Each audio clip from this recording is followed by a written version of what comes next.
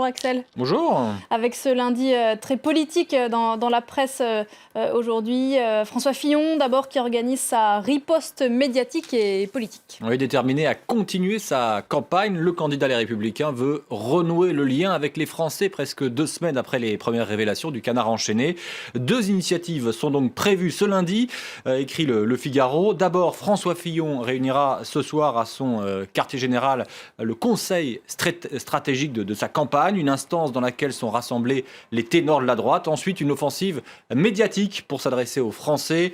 Toutes les hypothèses ont été émises, nous apprend le Figaro, qui ne nous dit pas non plus laquelle a été retenue, mais ça ne sera pas au journal de 20h que s'exprimera François Fillon, procédé déjà utilisé il y a 10 jours. François Fillon qui a été zappé en tout cas par Emmanuel Macron et Marine Le Pen. Là, c'est la une de l'Opinion. En meeting à Lyon ce week-end, les candidats du mouvement En Marche et du Front National ont fait mine d'ignorer leur rival de droite, façon d'instiller l'idée que le second tour se jouera entre eux, écrit l'Opinion, un journal d'inspiration libérale. Et puis je vous parlais à l'instant de Marine Le Pen. Hier, elle a présenté son programme, se présentant comme la candidate de la France du peuple.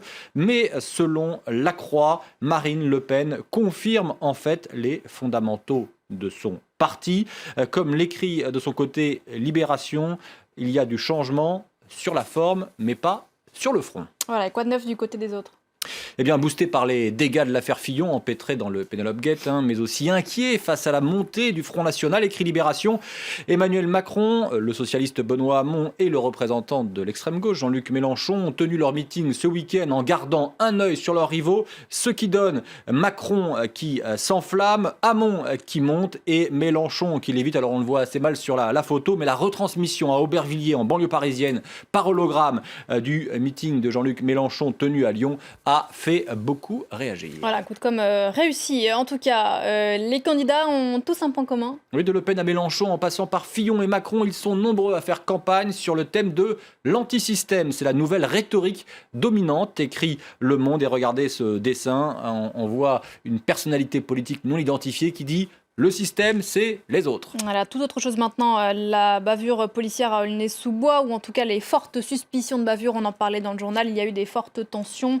dans la ville ce week-end. Oui, et 3 jours après donc l'interpellation violente d'un jeune homme lors d'un contrôle à Aulnay-sous-Bois, ville du nord de Paris, 4 policiers ont été mis en examen hier pour violence volontaire, dont un pour viol.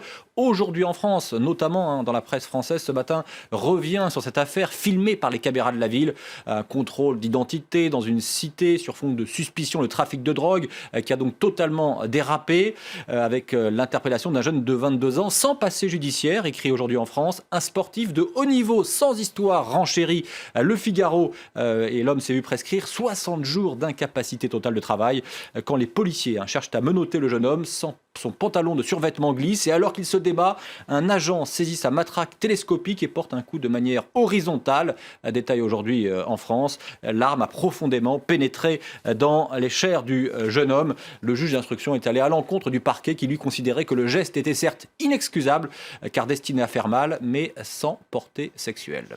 Toujours à lire dans le Parisien aujourd'hui en France, le docteur aux 100 000 anecdotes. Oui, alors que la grippe et la gastro-entérite font actuellement exploser les appels de SOS Médecins, son président fondateur, Jean-Baptiste Delmas, livre ses souvenirs, titre de l'ouvrage SOS Médecins.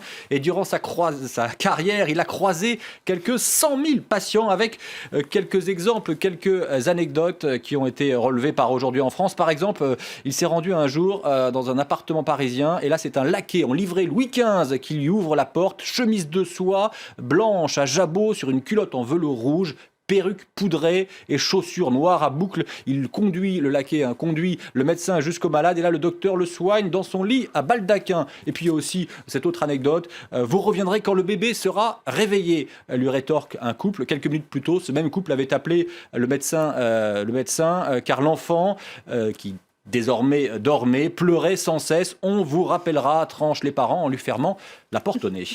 Merci beaucoup Axel, c'était la revue de presse française. On vous retrouve tout à l'heure pour de nouvelles histoires à l'international. Et nous on se retrouve juste après la pause pour une nouvelle demi-heure d'info tout de suite.